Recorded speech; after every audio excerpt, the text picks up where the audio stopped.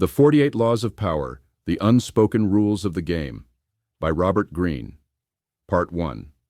In any given situation, the person who tries to be good all the time is bound to come to ruin among the great number who are not good. This isn't cynicism. It's a pragmatic observation of human history, a truth so potent and so often ignored that it has shaped the rise and fall of empires, careers, and personal fortunes for over 3,000 years. We live in a world that asks us to be fair, decent, democratic, and transparent. We're told that hard work, honesty, and good intentions are the keys to success. This is the great, comforting lie we are sold from birth. It's a trap, a mental cage designed to keep you predictable, easy to manage, and ultimately, powerless. Because while you are playing by this set of rules, you are being crushed by those who understand the real game. They aren't playing chess while you play checkers. They are playing an entirely different game on an entirely different board, and you don't even know it. What if I told you that the feeling of helplessness, of being a pawn in someone else's game, isn't your fate? What if it's simply a result of not knowing the rules? This isn't about becoming evil or manipulative. This is about waking up. It's about taking off the blindfold and finally seeing the machinery of power that operates all around you, every single day, in the office, in your relationships, and in the world at large.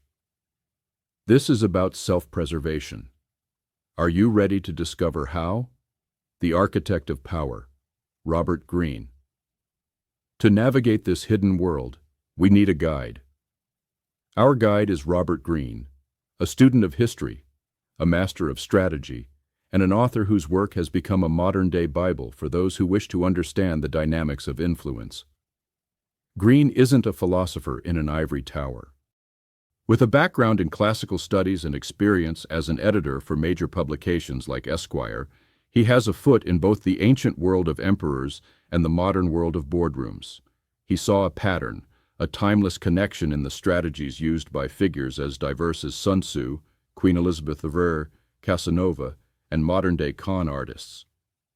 He distilled this accumulated wisdom into a single, controversial, and undeniably brilliant volume, The 48 Laws of Power. This book wasn't written to be just read. It was written to be a manual, a handbook on the art of indirection, seduction, and self-defense in the never-ending game of power. Its impact has been immense, becoming a touchstone for leaders, entrepreneurs, artists, and anyone who wants to move from being a pawn to a player. In this audiobook summary, we will unpack the most transformative of these laws. We will dismantle the myths that keep you weak, and we will arm you with the mental frameworks needed to navigate the world as it is, not as you wish it were. We will explore the subtle arts of wielding influence, the importance of reputation, the strategy of appearing effortless, and the necessity of controlling your own emotions. This is not just an intellectual exercise, this is a toolkit for your life. So, let's begin. The foundation, mastering your inner world. Before you can hope to influence others, you must first master yourself. And where does that mastery begin? It begins with understanding the single greatest barrier to power. And you'll never guess what it is. It's your own emotional response to a situation. Anger, love, resentment, even joy, these emotions cloud your reason. They make you predictable, and predictability is the enemy of power. When your rival knows how you will react, they already have you in a trap of their own making. Think about it. The last time you lost your temper, did you achieve your goal? Or did you simply reveal your hand, showing your opponent exactly where your weak spots are? This is the foundation upon which all the laws are built. The ability to detach, to observe a situation with cold clarity. It's the ability to see things not as personal attacks but as strategic moves in a game. Someone insults you. The trap is to get angry. The power move is to smile, to appear unfazed, while you analyze why they made that move. What were they trying to achieve? This emotional control is your shield. But what about your sword? That comes from understanding the laws themselves. And the very first law is perhaps the most counterintuitive of them all. Law 1, never outshine the master. Here's a common trap many ambitious people fall into. You have a new boss, a new mentor. You want to impress them. You want to show how brilliant, talented, and valuable you are. So you work harder, you come up with better ideas, you display your skills for all to see. You expect praise, a promotion, the master's favor. Instead, you get the cold shoulder. You find yourself sidelined or even fired. And you're left wondering, what did I do wrong? You didn't do anything wrong. You did something foolish. You broke the first and most important law of power, never outshine the master. Here's the brutal truth. Your masters, your superiors, want to feel comfortably superior. They want to appear more brilliant than they actually are. When you, their subordinate, display your talents too brightly, you don't inspire gratitude. You inspire fear and insecurity. Your brilliance casts a shadow over theirs, and no one in power enjoys living in the shadows. Let's travel back to 17th century France, to the court of the young King Louis XIV. His finance minister was a man named Nicolas Fouquet. Fouquet was brilliant, indispensable, and loved lavish displays of wealth. When the prime minister died, Fouquet expected to be his successor. Instead, the king abolished the position altogether. Feeling he was falling out of favor, Fouquet decided on a grand gesture to win the king back. He would throw the most spectacular party the world had ever seen at his magnificent new chateau. The guest of honor? King Louis himself. The party was breathtaking. 7-course dinners with food never before tasted in France. Music commissioned just for the king. A promenade through gardens so beautiful they would later inspire Versailles. A new play by Molière performed for the first time. Fouquet thought this display would show his loyalty, his good taste, his power. He thought it would make him indispensable. But that's not what happened. In fact, the very opposite occurred. As Louis watched his own subjects fawning over his finance minister, as he saw a spectacle of wealth and taste that surpassed anything he could muster, he didn't feel gratitude. He felt humiliated. He saw Fouquet not as a loyal servant, but as a rival who was flaunting his own power. The very next day, Fouquet was arrested by the king's head musketeer. He was put on trial for stealing from the treasury, a trumped-up charge, and spent the last 20 years of his life in solitary confinement. Fouquet's mistake was fatal.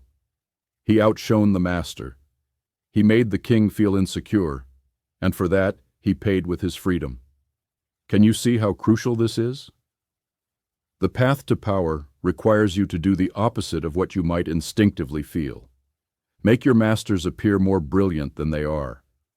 Attribute your best ideas to them. Act as if you need their expertise. Let them take the credit. It may feel like a sacrifice, but it's a strategic investment. By making the master shine, you are the one who will ultimately rise. The astronomer Galileo Galilei understood this perfectly. Instead of just presenting his discovery of the moons of Jupiter as a scientific fact, he framed it as a cosmic event honoring his patrons, the Medici family. He named the moons the Medicean stars and declared that the heavens themselves were celebrating the Medici's power. He didn't just get a gift. He was given a full salary and the title of court philosopher, securing his position for life. He didn't outshine the master, he made his master outshine everyone else. This is the first lesson. Now, are you ready for the second? It's about who you choose to have around you. Law 2. Never put too much trust in friends. Learn how to use enemies. It's natural. When you're in a position of power or in a time of need, you want to surround yourself with people you trust. And who do you trust more than your friends? It seems like the safest choice. But it's another trap. And it's one of the deadliest. Robert Greene warns us, be wary of friends. They will betray you more quickly, for they are easily aroused to envy. Think about it. When you hire a friend, the dynamic of your relationship changes instantly. There's a subtle imbalance. You've given them a favor, and this can feel like a burden. They may feel they don't truly deserve the position, and this breeds resentment. Little by little, the friendship erodes.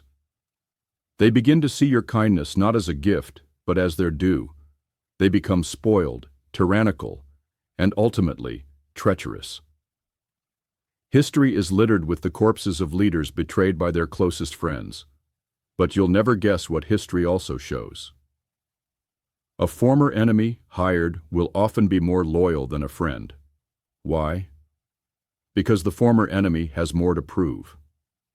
He is grateful for the second chance and knows he must earn his position.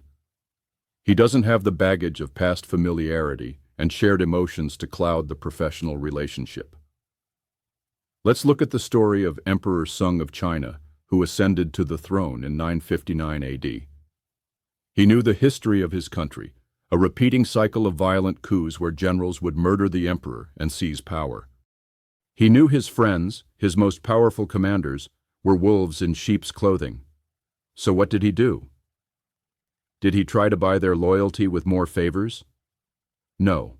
He threw a grand banquet. After much wine, he dismissed all the guards and addressed his commanders. He told them, "I live in fear. For which one of you does not dream of ascending the throne?" The terrified generals proclaimed their loyalty. But Sung had a better idea. Instead of promises, he offered them a deal. "If you are willing to give up your commands," he said, "I am ready to provide you with fine estates and beautiful dwellings where you may take your pleasure." In one move, he turned a pack of dangerous wolves into docile lambs. He didn't kill them, which would only breed more revenge. He bought them off, giving them a comfortable retirement far from the center of power. But that's not all. What about his enemies? King Liu of the Southern Han had been a rebel for years. When he finally surrendered, Sung's ministers wanted him locked up. Instead of imprisoning him, what do you think Sung did? He invited him to the palace for a drink. As Liu hesitated, fearing the wine was poisoned, Sung laughed, took the cup, and drank it himself. There was no poison. From that day on, Liu became one of his most loyal and devoted allies. This is the power of turning an enemy into a friend. They expect nothing and receive everything. A man spared the guillotine is a grateful man indeed. While a friend expects more and more, breeding resentment, a former enemy is on their best behavior, eager to prove their worth. So, the next time you feel threatened, don't automatically run to your friends. Instead, ask yourself a more powerful question. Is there an enemy I can use? Is there someone I can bring to my side who has more to prove and less to be envious of? The answer may surprise you. Can you see how these first two laws already challenge everything you thought you knew? And we're just getting started. The next law takes us deeper into the art of perception. Law 3, conceal your intentions. Powerful people are masters of misdirection. While everyone is looking at their left hand, their right hand is performing the real magic. The law is simple. Keep people off balance and in the dark by never revealing the purpose behind your actions. If they have no clue what you are up to, they cannot prepare a defense. Think of it like a game of poker. Do you show your opponent your hand before you make your bet?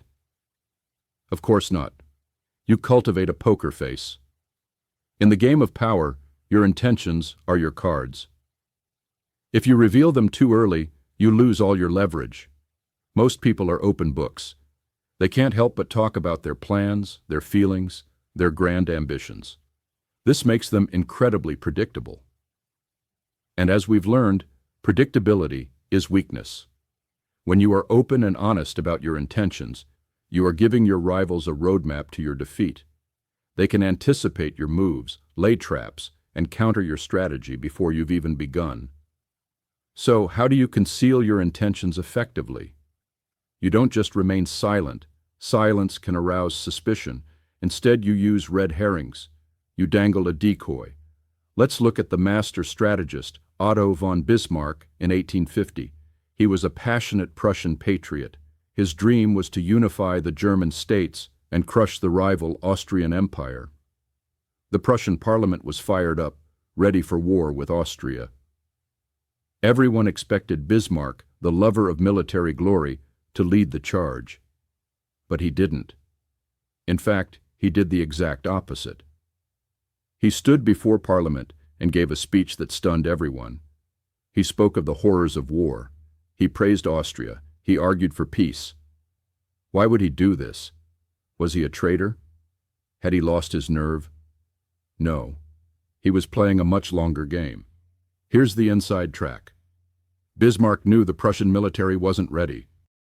He knew they would likely lose a war against Austria at that moment, which would destroy his own career and the future of Prussia. So, instead of arguing for a delay, which no one would have listened to, he concealed his true intention, to fight Austria later when Prussia was stronger, behind a false one. He appeared to support peace. The king, who wanted peace, was so grateful he made Bismarck a cabinet minister. From that position of power, Bismarck spent the next few years strengthening the Prussian military. And when the time was right, he led a newly powerful Prussia into a war that crushed Austria and unified Germany, achieving the very goal he had been aiming for all along. He fooled an entire country by throwing them off the scent.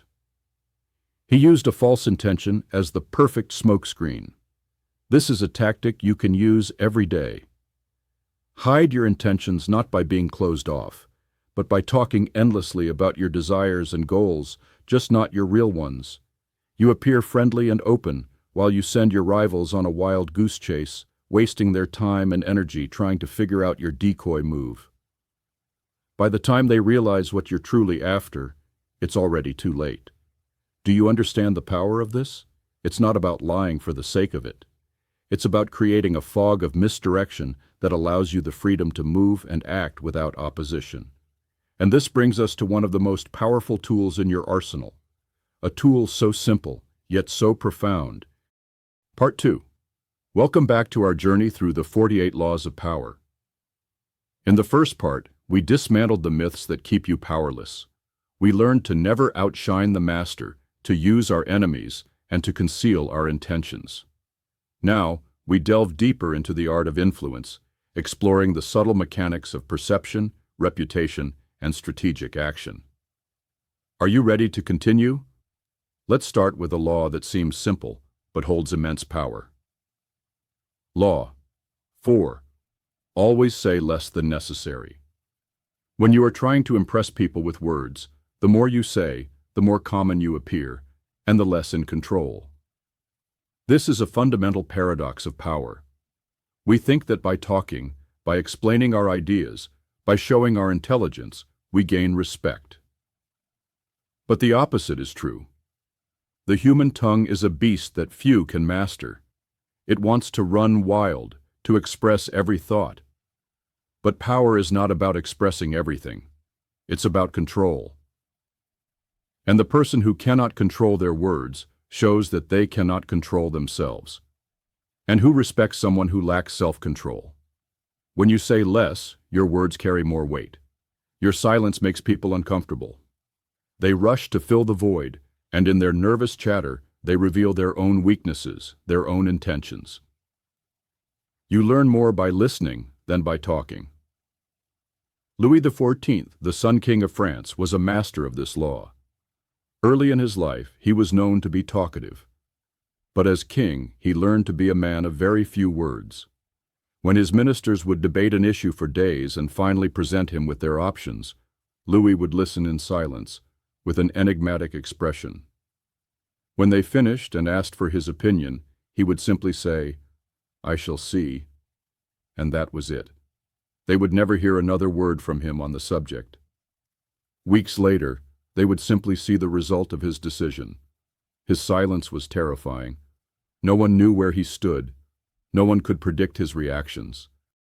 No one could try to flatter him by telling him what he wanted to hear, because no one knew what he wanted to hear. By saying less, he appeared more powerful, more profound, more godlike. His words were like pronouncements from an oracle. This isn't just for kings. Andy Warhol, the pop artist, once said, "I learned that you actually have more power when you shut up." His interviews were exercises in ambiguity. He would say something vague and sphinx-like, and the world's critics would spend weeks trying to interpret its profound meaning. The less he said about his work, the more people talked about it. And the more they talked, the more valuable his work became. So the next time you're in a negotiation or a meeting or even just a casual conversation, try this. Say less. Answer questions with short, sometimes ambiguous replies. Let the other person fill the silence. You will be amazed at what you learn and how much more powerful you will appear. Because once your words are out, you can never take them back. And the more you say, the more likely you are to say something foolish. This is the foundation of reputation, which is our next crucial law. Law 5. So much depends on reputation. Guard it with your life. Reputation is the cornerstone of power. It's the invisible armor that protects you, the silent herald that announces your arrival. With a strong reputation alone, you can intimidate, you can persuade, you can win, without ever lifting a finger. But if that reputation is damaged, you become vulnerable, attacked from all sides. Think of your reputation as your most valuable asset. It's more precious than money, more potent than force. And you must build it and guard it with the same diligence. How do you build a reputation? You start by associating yourself with one outstanding quality. It could be honesty, diligence, generosity, or even ruthlessness. This quality becomes your calling card. It's what people think of when they hear your name. But what about when you have no reputation, or worse, a bad one? Then you must learn to attack the reputation of your enemies. Let's look at the master showman, P.T. Barnum. When he tried to purchase the American Museum, the owners sold it to a rival, Peale's Museum, because Peale's had a reputation and Barnum had none. Did Barnum give up? No. He went on the offensive. He launched a media campaign, sowing doubt about Peale's financial stability. He warned the public against buying their stock. And it worked. The stock plummeted. The museum's owners lost confidence, and they sold the museum to Barnum instead. Doubt is a powerful weapon. Once you release it, it's almost impossible to contain. Once you have a solid reputation, you must guard it fiercely, but you must also be subtle. When your enemies slander you, don't get angry and defensive. That only shows insecurity. Instead, take the high road. Let your actions speak for you. Better yet, use ridicule. A humorous jab at a rival's expense shows you are confident enough to laugh, and it draws more attention to you, enhancing your own reputation while diminishing theirs. Your reputation precedes you. It can open doors or slam them shut. What do people say about you when you're not in the room? That is the essence of your power. Guard it with your life. Now we move from the world of appearances and reputation into the world of action. How do you make people dependent on you, ensuring they can't get rid of you even if they wanted to? Law 11. Learn to keep people dependent on you. To maintain your independence, you must always be needed and wanted. This is a crucial paradox of power. We often think of power as complete independence, as not needing anyone. But this is a fantasy. Power is a social game. It always involves other people. True independence doesn't come from isolating yourself. It comes from having others depend on you. The more you are relied on, the more freedom you have. Think of the mercenary soldiers of Renaissance Italy, the condottieri. They were brave, successful, and won battle after battle for their employers. But what happened to them? Many were banished, imprisoned, or executed. Why? Because they were replaceable. There was always another, younger, cheaper mercenary ready to take their place. They had made themselves valuable, but not indispensable. So how do you make yourself indispensable? You must possess a talent or skill, that is unique and cannot be easily replaced. But that's not all. You must entwine yourself so deeply into the operations of your master or your organization that getting rid of you would be a disaster for them. They would lose too much time, too much knowledge, too much stability. Let's look again at Otto von Bismarck. When he entered the Prussian political scene, he didn't ally himself with the most powerful factions. That would have been foolish. They would have just swallowed him up. Instead, who did he attach himself to? The king, Frederick William IV, a weak, indecisive ruler. Bismarck became the king's strength, his spine, his intelligence. He made the king dependent on him. If Louis got rid of Bismarck, the whole edifice of his power would collapse. Bismarck didn't need to bully the king. He simply made it clear that if he didn't get his way, he would resign, leaving the king to twist in the wind. This is the ultimate position of power, the servant who controls the master. This doesn't mean your master will love you. In fact, they may resent and fear you. But as Machiavelli said, it is better to be feared than loved.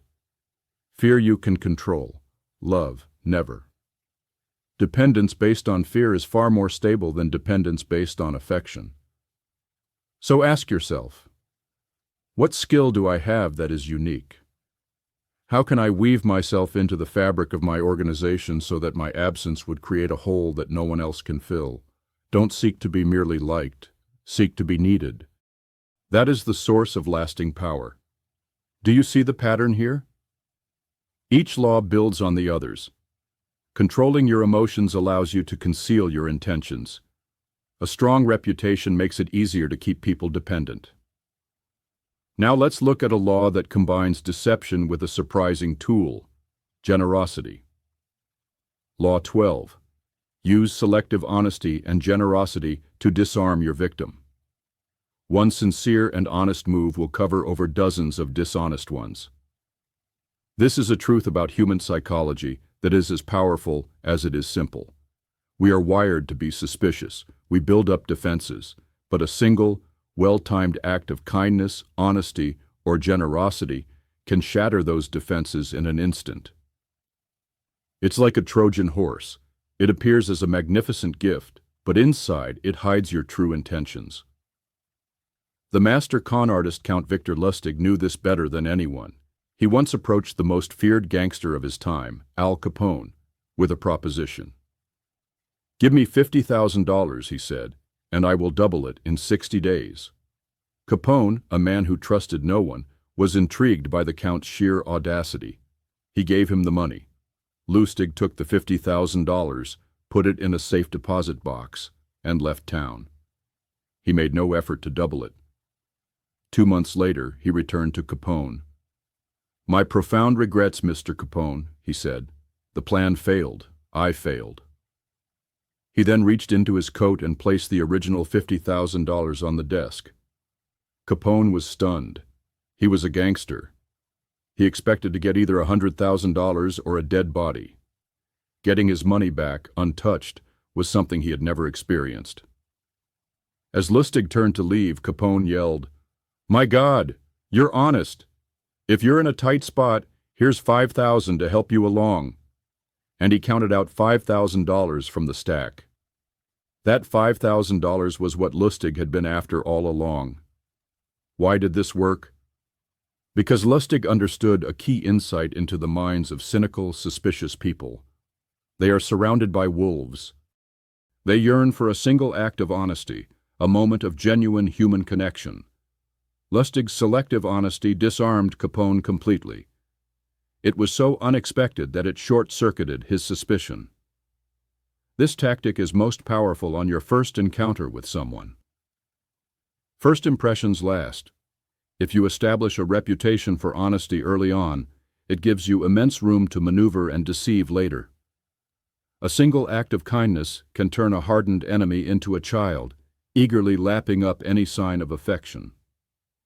But be warned, if they see through your gesture, their disappointment will turn to violent hatred. This is a fire you must handle with care. Make it seem sincere, or don't attempt it at all. What these laws teach us is that power is a game of psychology. It's about understanding the inner workings of the human mind, its weaknesses, its desires, its vanities.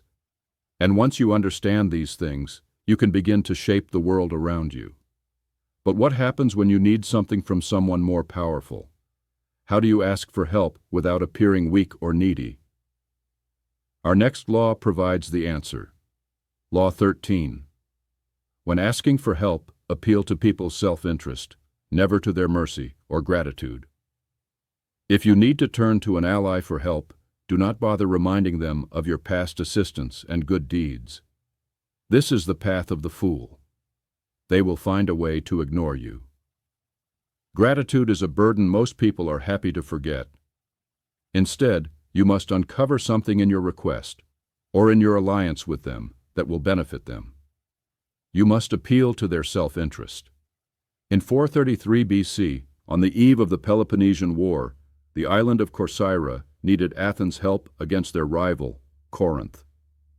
They sent an ambassador to Athens. Did this ambassador talk about friendship? About past favors? About justice? No. He admitted that Corcyra had never helped Athens before. He was brutally honest. His appeal was based on one thing and one thing only: mutual self-interest. He said, Corcyra has the second largest navy in Greece. Athens has the largest. An alliance between us would create a force so formidable that our rival Sparta would be intimidated. Then Corinth's ambassador spoke. He gave a passionate, emotional speech. He talked of past favors, of the loyalty Corinth had shown Athens, of the injustice of abandoning a friend. He appealed to their mercy and gratitude. The result: the Athenians voted overwhelmingly to ally with Corcyra. Why? Because the Athenians were pragmatists. They understood power. An emotional appeal about the past meant nothing to them compared to a clear, tangible benefit in the future: a stronger navy and greater security. This is the key. Even the most powerful person is locked inside their own needs. If you make no appeal to their self-interest, they see you as a burden, a waste of their time. You must learn to see the world through their eyes. What do they want? What are their goals? How can your request help them achieve their ambitions? This is not about being cynical, it's about being effective. Frame your request in terms of their gain, and their resistance will melt away. It is the language that everyone understands. Master this art, and there will be almost no limit to the help you can secure. We've covered some of the most crucial foundational laws. Now, are you ready to test your knowledge? To see if you've truly absorbed the lessons that can shift you from a pawn to a king in the game of life? A test of understanding. I'm going to ask you a few questions. Think about them. See if you can connect them to the principles we've discussed. First, you've just completed a project with a team, and it's a huge success. Your boss is getting all the credit. What is your first instinct? And what is the powerful move according to Law 1? Do you correct the record and claim your due, or do you find a way to make your master shine even brighter? Second, a rival at work has been subtly undermining you for months. You finally have a chance to expose them publicly. Do you take it? Or do you remember Law 2 and consider how you might use this enemy, perhaps turning their aggression into a tool for your own advancement? Third, you need a favor from a powerful colleague. Do you remind them of that time you helped them out last year? Or do you, following Law 13, frame your request entirely around how it will benefit their career and make them look good? These aren't just theoretical questions. These are the choices you face every day. The path of power is the path of strategic thinking, of seeing beyond the immediate emotional reaction to the long-term consequences. The journey ahead. What we've explored today is just a glimpse into the intricate world of the 48 laws of power. We've only scratched the surface, but even these few laws, if understood and applied, can dramatically change the way you navigate the world. They can protect you from the traps set by others and arm you with the tools to shape your own destiny. This journey of understanding power is not a short one. It requires study, observation, and practice. So don't stop here. The greatest insights are yet to come. If this audiobook summary has sparked your interest, if it has opened your eyes to a new way of seeing, I urge you to continue your journey. Pick up the book. Read it from cover to cover. Let its lessons sink in. The world is a giant, scheming court. It is better to be an artist of power than its victim. The choice is yours.